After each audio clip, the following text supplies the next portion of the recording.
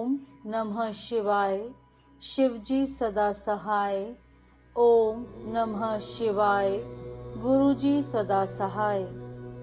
यति की अंत्येष्टि कर्म की दशा पर्यंत विधि का वर्णन।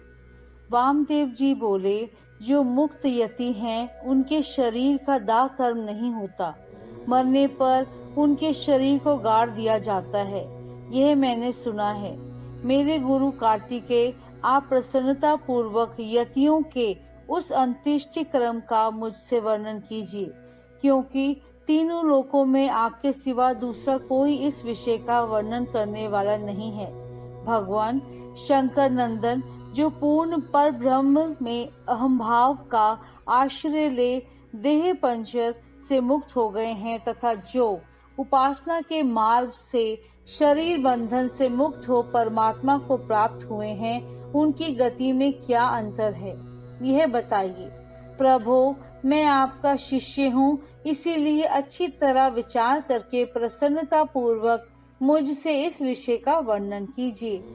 सकंद ने कहा, जो कोई यति समाधिस्थ हो शिव के चिंतन पूर्वक अपने शरीर का परित्याग करता है, वह यदि महान धीर हो तो परिपूर्ण शिव रूप हो जाता है। किंतु यदि कोई अधीर चित्त होने के कारण समाधि लाभ नहीं कर पाता, तो उसके लिए उपाय बताता हूँ, सावधान होकर सुनो। वेदांत शास्त्र के वाक्यों से जो ज्ञाता, ज्ञान और ज्ञेय इन तीन पदार्थों का परिज्ञान होता है, उसे गुरु के मुख सुनकर यति यम नियमादि रूप योग का अभ्यास करें। उसे करते हुए वे भली भांति शिव के ध्यान में तत्पर रहें। मुने उसे नित्य नियम पूर्वक प्रणव के जप और अर्थ चिंतन में मन को लगाए रखना चाहिए। मुने, यदि देह की दुर्बलता के कारण धीरता धारण करने में असमर्थ यति निष्काम भाव से शिव का स्मरण करके अपने जीर्ण शरीर को त्याग दे, तो भगवान सदाशिव के अनुग्रह से नंदी के भेजे हुए विख्यात 5 अतिवाहित देवता आते हैं। उनमें से कोई तो अग्नि का अभिमानी, कोई ज्योति पुंज स्वरूप, कोई दीनाभिमानी, कोई शुक्ल पक्ष अभिमानी और कोई उत्तरापरायण का अभिमानी होता है। ये पांचों सब प्राणियों पर अनुग्रह करने में तत्पर रहते हैं। इसी तरह धूमाभिमानी, तम का अभिमानी, रात्रि का अभिमानी, कृष्ण पक्ष का अभिमानी और दक्षिणायन का अभिमानी, ये सब मिलकर 5 होते हैं। ये पांचों विख्यात देवता दक्षिण मार्ग में प्रसिद्ध हैं। महामुने वामदेव, अब तुम उन सब देवताओं की वृत्ति का वर्णन सुनो। कर्म के अनुष्ठान में लगे हुए जीवों को साथ ले वे 5 देवता उनके पुण्यवश स्वर्ग लोक को जाते हैं और वहां यथोक्त भोगों का उपभोग करके वे जीव पुण्य क्षीण होने पर पुनः मनुष्य लोक में आते तथा पूर्वतः जन्म ग्रहण करते हैं। इनके सिवा जो उत्तर मार्ग के 5 देवता हैं, वे भूतल से लेकर ऊर्ध्व लोक तक के मार्ग को 5 भागों में विभक्त करके व्यक्ति को साथ ले क्रमश अग्नि आदि के मार्ग में होते हुए उसे सदाशिव के धाम में पहुंचाते हैं। वहां देवाधिदेव महादेव के चरणों में प्रणाम करके लोकानुग्रह के कर्म में ही लगाए गए वे अनुग्रहाकार देवता उन सदाशिव के पीछे खड़े हो जाते हैं। यति को आया देख देवाधिदेव सदाशिव यति यदि वह विरक्त हो तो उसे महामंत्र के तात्पर्य का उपदेश दे गणपति के पद पर अभिषेक करके अपने ही समान शरीर देते हैं। इस प्रकार सर्वेश्वर सर्वन्यायता भगवान शंकर उस पर अनुग्रह करते हैं, उसे अनुग्रहित करके निश्चय समाधि देते हैं, अपने प्रति दास्य भाव की फल स्वरूपा तथा सूर्य आदि के कार्य करने की शक्ति रूपा ऐसी सिद्धि प्रदान करते हैं जो कहीं अविरुद्ध नहीं होती। साथ ही वे जगत गुरु शंकर उस यति को वे परम मुक्ति देते हैं जो ब्रह्मा जी की आयु समाप्त होने पर भी पुनरावृत्ति के चक्कर से दूर हो रहती है। अतः यदि समष्टिमान संपूर्ण ऐश्वर्य से युक्त पद हैं और यही मोक्ष का राजमार्ग है, ऐसा वेदांत शास्त्र का निश्चय है। जिस समय यति मरणांतर हो शरीर से शिथिल हो जाए, उस समय उस श्रेष्ठ संप्रदाय वाले दूसरे यति अनुकूलता की भावना ले उसके चारों ओर खड़े हो जाएं।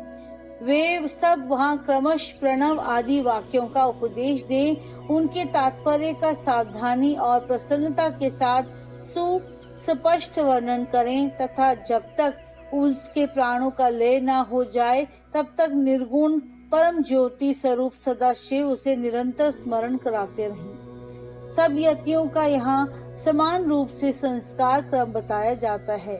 सन्यासी सब कर्मों का त्याग करके भगवान शिव का आश्रय ग्रहण कर लेते हैं, इसीलिए उनके शरीर का दाह संस्कार नहीं होता और उसके न होने से उनकी दुर्गति नहीं होती।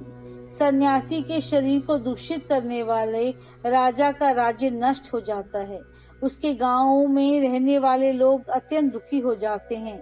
इसीलिए उस दोष का परिहार करने के लिए शांति का विधान बताया जाता है। उस समय नमः ईरणाय से लेकर नमः अमीववेकेम्भ तक के मंत्र का विनती चित होकर जप करें। फिर अंत में ओंकार का जप करते हुए मिट्टी से देवजन की पूर्ति करें। मुनीश्वर, ऐसा करने से उस दोष की शांति हो जाती है। अब सन्यासी के शव के संस्कार की विधि बताते हैं। पुत्र या शिष्य आदि को चाहिए कि यति के शरीर को यथोचित रीति से उत्तम संस्कार करें। ब्राह्मणे, मैं कृपा पूर्वक संस्कार की विधि बता रहा हूँ, सावधान होकर सुनो। पहले यति के शरीर को शुद्ध जल से नहलाकर पुष्प आदि से उसकी पूजा करें। पूजन के समय श्री रुद्र संबंधी चमकाध्याय और नमकाध्याय का पाठ करके रुद्र सूक्त का उच्चारण करें। उसके आगे शंख की स्थापना करके शंखस्तर जल से यति के शरीर का अभिषेक करें। सिर पर पुष्प रखकर प्रणव द्वारा उसका मार्जन करें। पहले के कोपीन आदि को हटाकर दूसरे नवीन कोपीन आदि धारण कराएं। फिर विधि पूर्वक उसके सारे अंगों में भस्म लगाएं। विधिवत त्रिपुंड लगाकर चंदन द्वारा तिलक करें। फिर फूलों और मालाओं से उसके शरीर को अलंकृत करें। छाती, कंठ, मस्तक, बाह, कलाई और कानों में क्रमश रुद्राक्ष माला के आभूषण मंत्रोच्चार पूर्ण धारण कराकर उन सब अंगों को सुशोभित करें। फिर धूप देकर उस शरीर को उठाएं और विमान के ऊपर रखकर ईशानादि पंच ब्रह्मय रमणीय रथ पर स्थापित करें।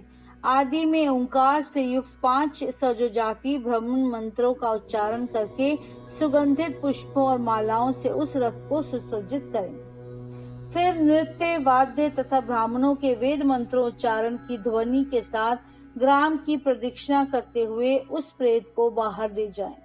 तदंतर साथ गए हुए वे सब यति गांव के पूर्व या उत्तर दिशा में पवित्र स्थान में किसी पवित्र वृक्ष के निकट देवजय गड्ढा खोदें। उसकी लंबाई सन्यासी के दंड के बराबर ही होनी चाहिए। फिर प्रणव तथा व्याहित मंत्रों से उस स्थान का प्रोक्षण करके वहां क्रमश शमी के पात्र और फूल बिछाएं। उनके ऊपर उत्तराग्रह कुश बिछाकर उस पर योग पीठ रखें।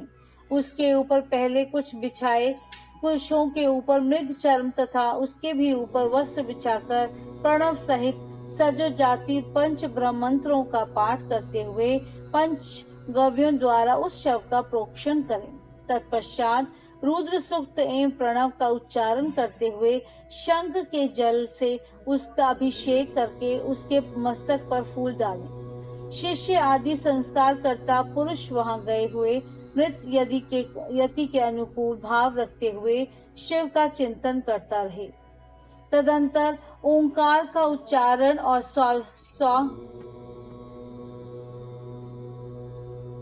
शिष्य आदि संस्कार करता पुरुष वहां गए हुए मृत यति के अनुकूल भाव रखते हुए शिव का चिंतन करता रहे।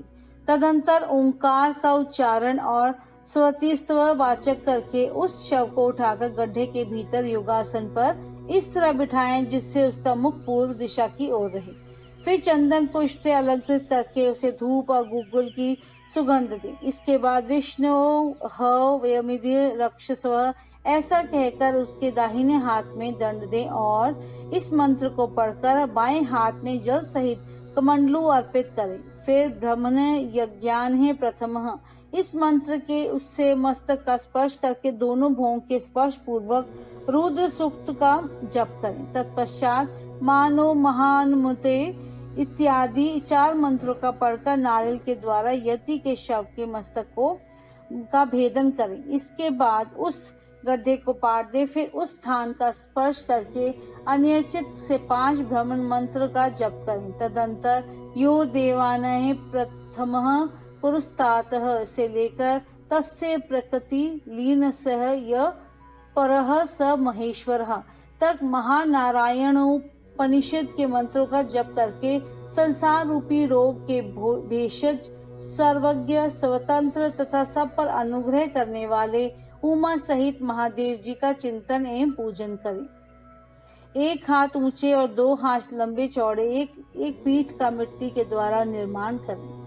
फिर उसे गोबर से लीपें। वह पीठ चौकोर होना चाहिए। उसके मध्य भाग में उमा महेश्वर को स्थापित करके गंध अक्षत सुगंधित पुष्प बिलपत्र और तुलसी दलों से उनकी पूजा करें। तत्पश्चात प्रणव से धूप और दीप निवेदन करें। फिर दूध और हविष्य का निवेद लगाकर 5 बार परिक्रमा करके नमस्कार करें। फिर 12 बार प्रणव का जप करके प्रणाम करें। तदंतर ब्रह्मीभूत यति को तृप्ति के लिए नारायण पूजन बलिदान घृत दीप दान का संकल्प करके गर्त के ऊपर मृमल लिंग बनाकर पुरुष सूक्त से पूजा करके घृत मिश्रित पायस की बलि दे।